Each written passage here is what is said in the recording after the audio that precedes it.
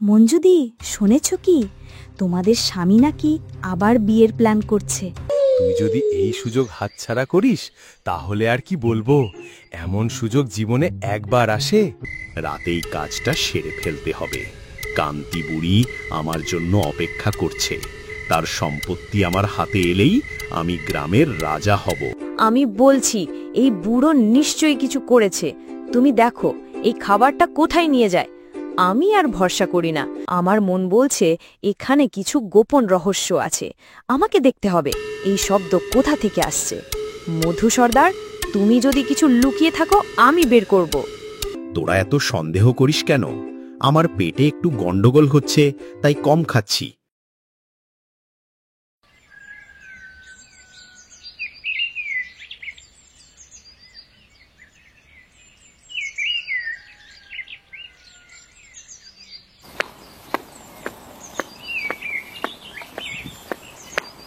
দেখো দেখো, মধু সর্দার যাচ্ছে।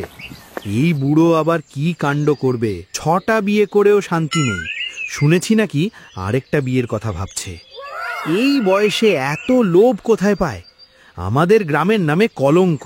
কিন্তু কি করব, বুড়োর ধান্দা কেউ ঠেকাতে পারে না। ওরে বাবা, তোরা এত ফিসফিস করিস কেন?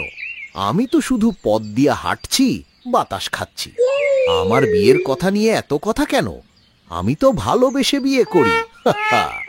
আর তাছাড়া ধন সম্পত্তি কি আকাশ থেকে পড়ে? আমাকে তো পরিশ্রম করতে হয়। তোরা বরং নিজেদের কাজ দেখ।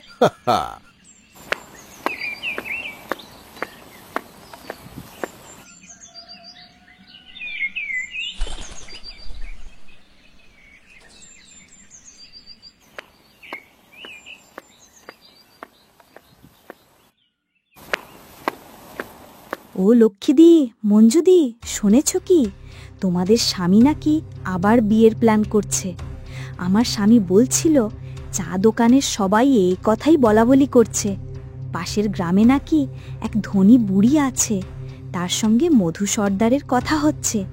বুড়ির সব সম্পত্তি নাকি বিয়ে করলে পাওয়া যাবে। এই বুড়ো কি কখনো শান্ত হবে?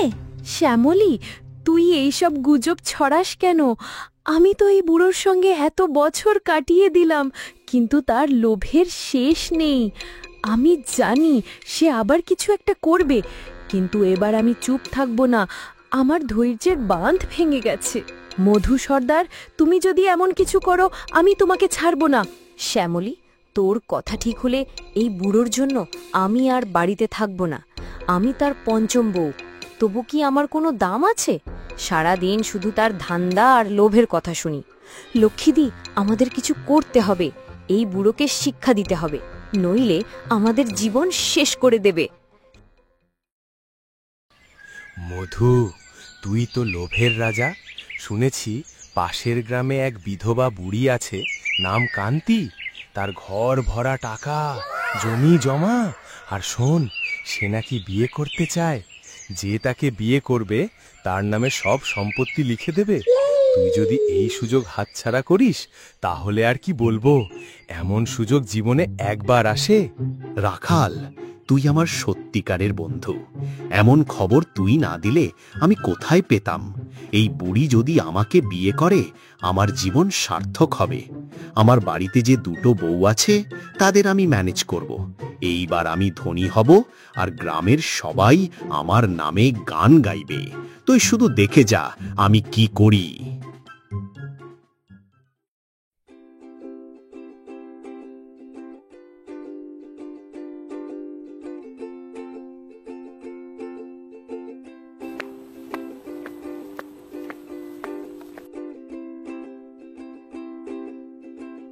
সর্দার, তুমি এত হাসছো কেন? আবার কি ধান্দা মাথায় ঘুরছে? শ্যামলী এসে বলে গেছে তুমি নাকি আরেকটা বিয়ে করতে চলেছ। সত্যি বলো, এটা কি ঠিক? আমরা এত কষ্ট করে তোমার সংসার চালাই আর তুমি আমাদের পিঠে ছুরি মারো? ঠিক বলেছ। তুমি যদি এমন কিছু করো আমি এই বাড়ি ছেড়ে চলে যাব। তুমি ভাবছো আমরা কিছু বুঝি না? গ্রামের লোকে তোমাকে নিয়ে হাসছে আর আমরা মুখ লুকিয়ে থাকি। এবার যদি তুমি বিয়ে করো আমরা তোমাকে ছাড়বো না। আরে তোরা এত রাগিস কেন? গ্রামের লোকের কথায় কান দিস না। আমি কি এমন বোকা যে বুড়ো বয়সে আরেকটা বিয়ে করব? আমি তো শুধু চা দোকানে গল্প করতে গিয়েছিলাম। আরে, আমার তো তোদেরই ভালোবাসা চাই। এই বুড়োর উপর এত রাগিস না, একটু হাসি দে।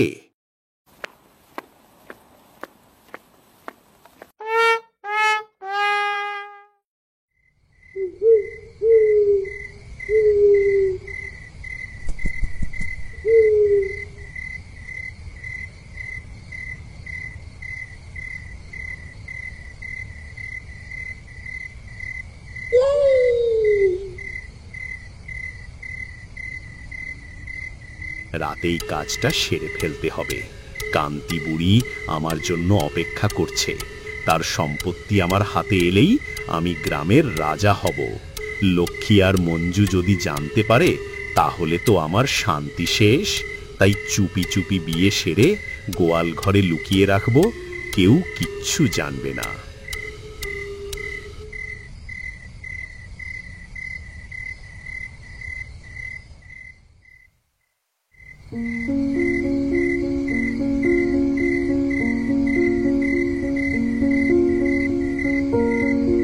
মধু, তুমি আমার জীবনে নতুন আলো এনেছো।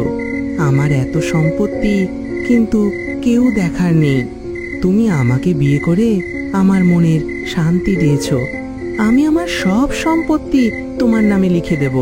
শুধু প্রতিশ্রুতি দাও, তুমি আমাকে ভালোবাসবে, আমার পাশে থাকবে।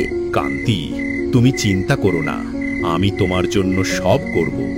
আমার বাড়িতে তোমার জন্য জায়গা হবে, কিন্তু কিছুদিন আমাদের গোপনে থাকতে হবে। আমার গ্রামের কিছু লোক আমাদের ভালোবাসা বুঝবে না। তুমি আমার ওপর ভরসা রাখো, আমি তোমাকে রানীর মতো রাখবো।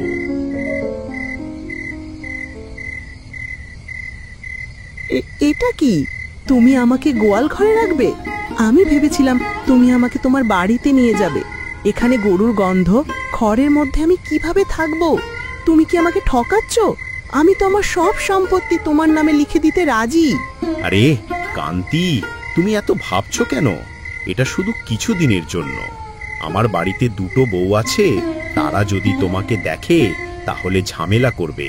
আমি তাদের বাপের বাড়ি পাঠিয়ে দেব, তারপর তোমাকে ঘরে তুলব। তুমি এখানে আরামে থাকো, আমি তোমার জন্য সব বন্দোবস্ত করব।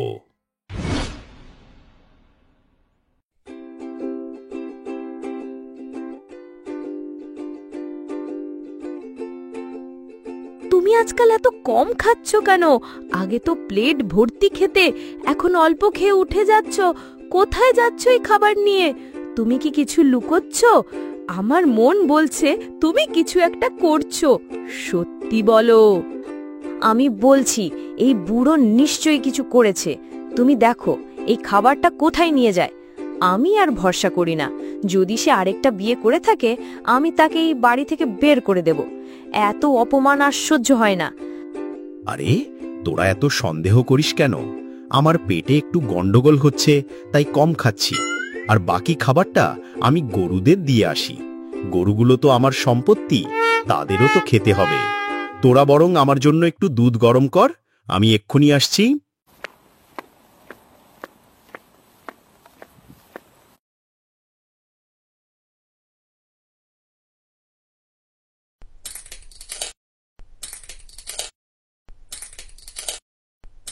আবার কিসের শব্দ? গোয়াল ঘরে এমন ঝনঝনানি কেন হচ্ছে? গরুগুলো তো নিচে বাঁধা আছে। মাচায় কি আছে? আমার মন বলছে এখানে কিছু গোপন রহস্য আছে। আমাকে দেখতে হবে এই শব্দ কোথা থেকে আসছে। মধু সর্দার, তুমি যদি কিছু লুকিয়ে থাকো, আমি বের করব।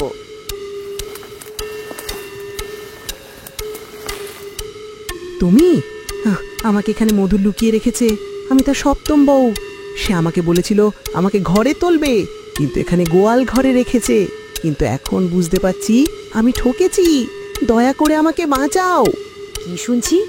মধু সর্দার, তুমি এত নিচে নামবে? তুমি এই বুড়িকে এখানে লুকিয়ে রেখেছ?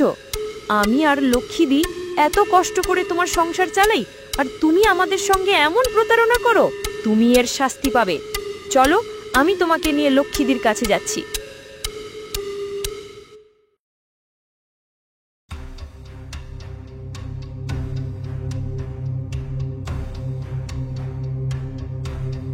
মধু সর্দার, তুমি আমাদের সঙ্গে এমন প্রতারণা করলে?